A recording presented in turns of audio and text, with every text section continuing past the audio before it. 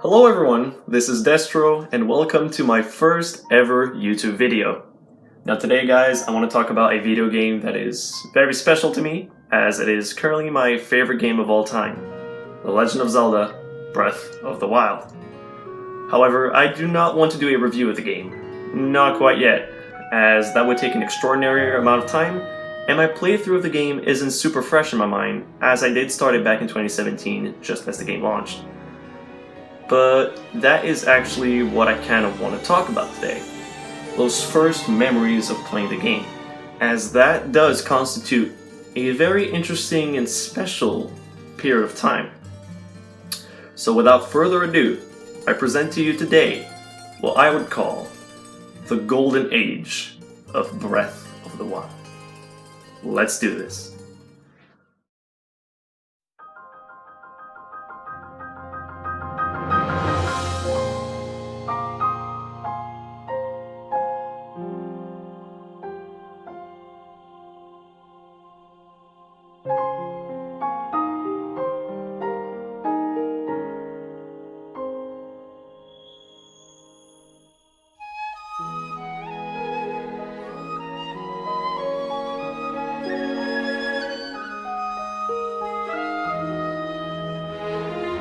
But before we get started with the main topic of the video, we first need a bit of context to better understand how we got there.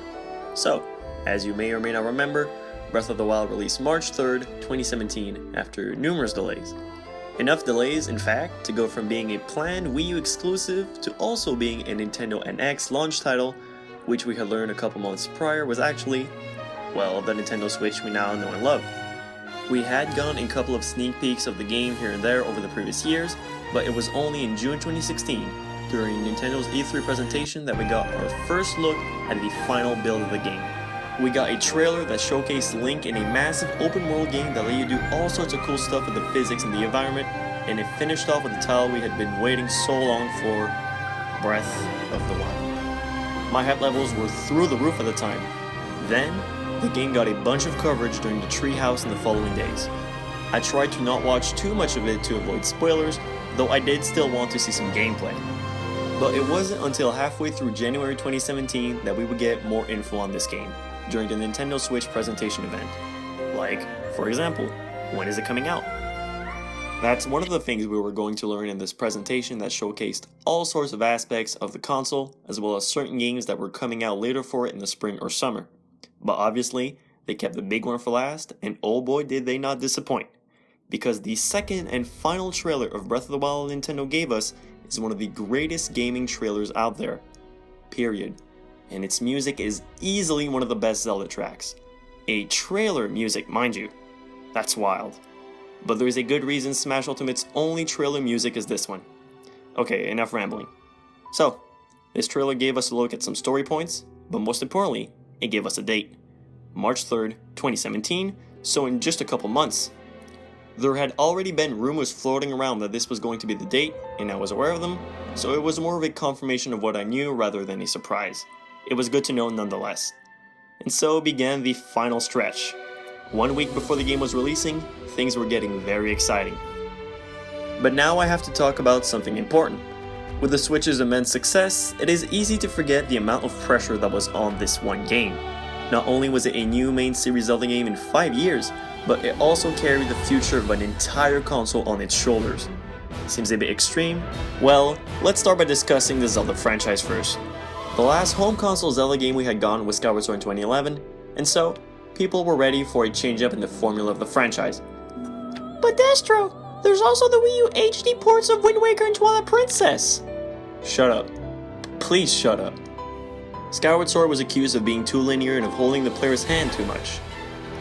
In response, the developers of Breath of the Wild told us that this game was going back to the roots of the franchise with a massive world in which the player makes their own discoveries and writes their own epic journey. And from what we had seen of the game so far, this seemed to be very true.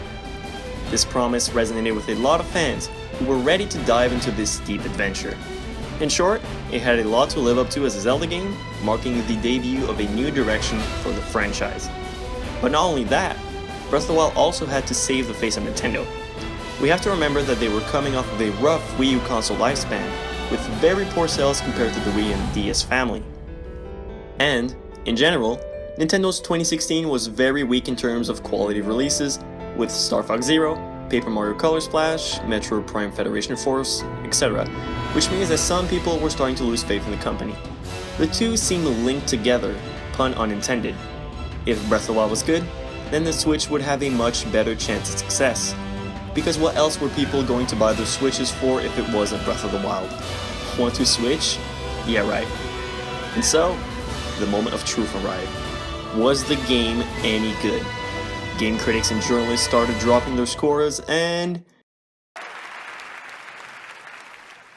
now I'm happy to announce the winner for Game of the Year is selected by 51 global media and influencer outlets and the fans. And this year, the Game of the Year goes to The Legend of Zelda: Breath of the Wild. You know the rest of the story. The game is an absolute masterpiece. It managed to obtain a score of 97 on Metacritic, outranked or equal to very few other games. It also obtained the title of Game of the Year later at the Game Awards. And so, with all that in mind, we have the stage of our show. Fans desperate to sink their teeth into a vast Nintendo single-player experience. A new console that a ton of people were interested in checking, paired with the fact this was by far the best game available at launch, and finally the fact that the game had gotten incredible reviews. And after what seemed like an eternity, the day was finally here. March 3rd, I got up and went to my local video game store to go rent the game. You see, I had ordered it on Amazon in August 2016, but it wasn't going to arrive until a couple of days later, and I wasn't going to wait. So yeah, this is the last game I've rented, and probably the last time I will have ever rented a video game. Wow. But this short trip wasn't a complete waste of time, as I did pick up a Link Rider amiibo. I got back home, popped the game in my Wii U, probably after removing Mario Maker from it, and started my incredible journey, along with many others. I think that with that out of the way, we're now finally ready to talk about the main topic of this video, the golden age of Breath of the Wild. You might be asking yourself, but what is this golden age exactly? When did it take place? What was going on? Those are some excellent questions, thank you for asking. I'll start by answering the when. In my opinion, it would be in the first couple of months after release, so in March and April, with small resurgences around the DLCs, so at the very end of June and in December, when the Master Trials and the Champions Ballot were released respectively. But what was going on? Why is it a golden age? Well, you see, Breath of the Wild is a pretty big game. But not only that, it also has a ton of quirks and mechanics that aren't explicitly told to the player, things you have to figure out by yourself. And no one knew everything about the game. It took a good amount of time before someone finally reached that 100%. There was so much to discover, so much to see, so much to do, so much to learn. And here, I'll separate this community effort into two groups, the first of which was my circle of friends. There were 4 of us that had the game right around launch, and we were all playing on our Wii U at the same time. One of us had a Switch, doesn't matter. Yet we all took slightly different paths through the game, which meant we all had experienced different things. We would spend the lunch hour discussing what shrines we'd done, quests we had completed, epic moments we had, sharing tips and helping each other out with certain parts of the game. And other people that didn't have the game but just wanted to talk about it also joined in too, because it was just so much fun to discuss the game, as we were basically all Nintendo fans. Some days, someone would arrive and share what they had found out yesterday, like a Ventide Island, how to reach the top of the Eldin volcano without burning, or a fairy fountain location, etc. Those were some really good times, and I cherish those memories dearly. And then there was the internet. Obviously, it had many more people trying to figure out all sorts of things about the game, like modders, glitch hunters, etc. I tried to avoid using it as much as possible whenever I could, because I think that Breath of the Wild is a game best experienced blind without any guidance. It is so rewarding to make your own discoveries and to explore at your own will. A big moment for me with this game, I remember, is during the E3 2016 Treehouse presentation. One of the hosts said something like, "This plateau seems fairly vast, doesn't it? Well, it's only a fraction of the map." And then they zoomed all the way out, and then I got a sense of the scope of this world. This was crazy for me, as the plateau already seemed so large, especially considering that we had rarely had such expansive areas that we could freely explore in previous Zelda games.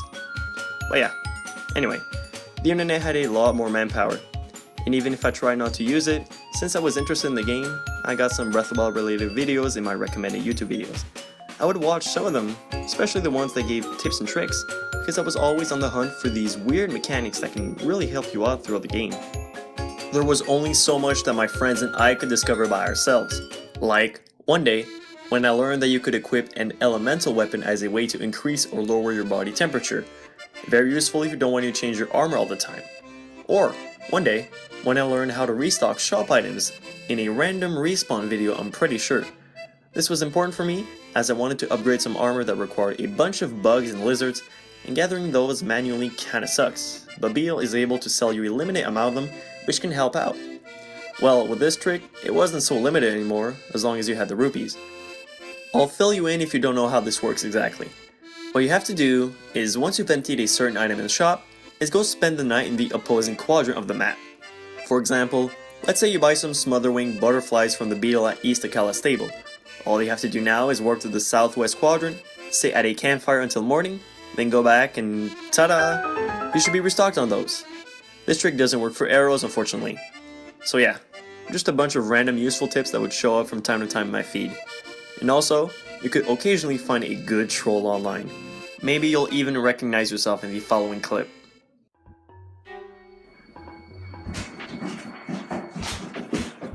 Yo, did you see that you can mount Guardians in Breath of the Wild? You mean that GameSpot video?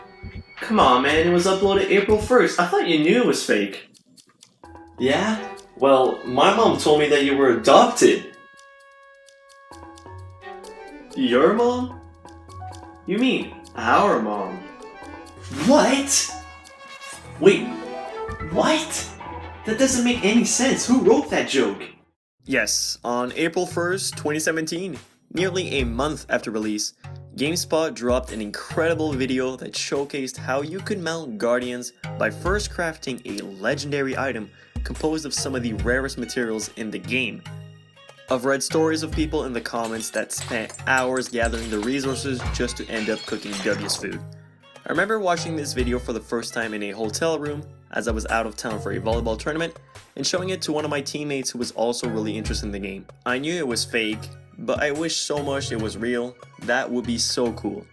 It is a very well done prank and I highly recommend watching it if you're interested. So, in the end, what was the point of this video? I don't know exactly. I just wanted to highlight a period of time in gaming that was truly incredible to me. There was just this sense of community effort, like I was part of something much bigger than just me and my friends. It was a bunch of fans trying to break this game apart, trying to fill out the map, find all the Koroks, the Lynels, the Hinoxes, the cooking pots, the best places to farm for all sorts of fish and flowers, etc. Traces of this golden age can still be found today. If you go look online in game FAQs or subreddits surrounding Breath of the Wild, you'll find that a lot of those discussions happened around the time of release when there was the most activity. I spent a lot of time in those forums getting different points of views from various players to find the best places to search for certain items or weapons. This period of time was one in which me and my friends were all having a good time playing an incredible video game and sharing our experiences, and that's something truly valuable to me. I didn't grow up in the 80s or the 90s, so I never knew what it was playing a game and not being able to go look online for the solution whenever I was stuck.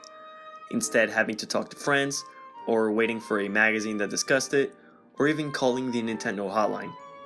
But I would imagine that the experiences I've had with this game must be close to that in some ways, and I don't know if I'll ever have the chance to experience something similar with another game in the future. But if I never have that chance again, I'm at least happy that I was able to share this magical experience with my friends and with my favorite game of all time. This has been DesTr0, and if there's one thing I can say about Breath of the Wild, it's that you should go play it. And if you can go in blind, then do so, because you are incredibly lucky. You get to experience this game in the best way possible. I don't know what I would give to get a chance to relive those early memories of playing the game for the first time. But this is it for today, guys. I hope that you have enjoyed it. If so, then feel free to drop a like, and I will catch you all next time. Peace.